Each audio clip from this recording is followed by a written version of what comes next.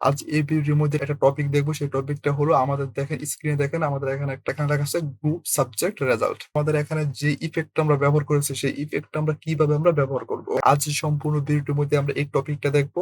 যখন আমরা কাজ করি তখন আমরা আমাদের ইফেক্ট ব্যবহার করতে হয়। সেটা ইফেক্টটা আমরা কিভাবে ব্যবহার করব। দেখেন আমাদের এখানে যে টেবিলটার উপরে যে আমরা ইফেক্টটা ব্যবহার করেছি আমাদের যে টেবিলটা সেটা আমাদের একটু অন্য রকমের হয়ে গেছে। আমাদের ইফেক্টও হয়ে গেছে। সেটা আমরা কিভাবে তৈরি করব। চলুন ভিডিওটি শুরু করা যাক। এখন আমি ১ম এ Microsoft PowerPoint আমি ওপেন করেছি। ওপেন করার পর আমাদের সামনে এমন একটা পেজ চলে আসবে।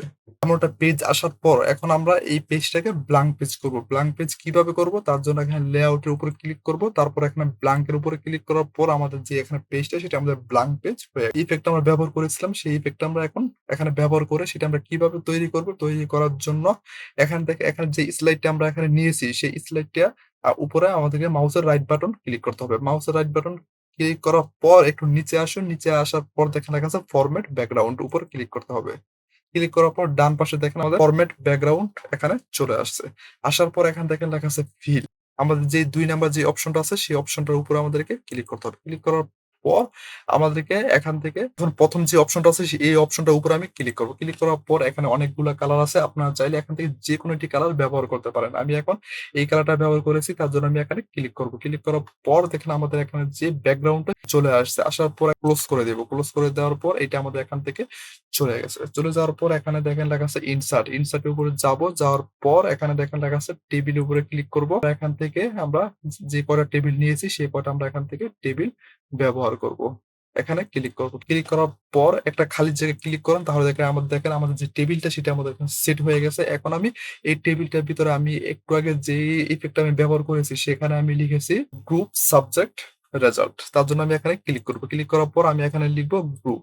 আমি এখানে গ্রুপ লিখেছি। এখানে লিখব সাবজেক্ট। সাবজেক্ট লেখার পর আমি এখানে লিখব রেজাল্ট। এখানে ৩ টা অপশন লিখেছি। একটা হলো গ্রুপ, সাবজেক্ট, রেজাল্ট। এখন এখানে গ্রুপ দিব সায়েন্স। তারপর এখানে যে ৩ টা সেখানেও আমরা সায়েন্স এখানে দিয়ে দিব।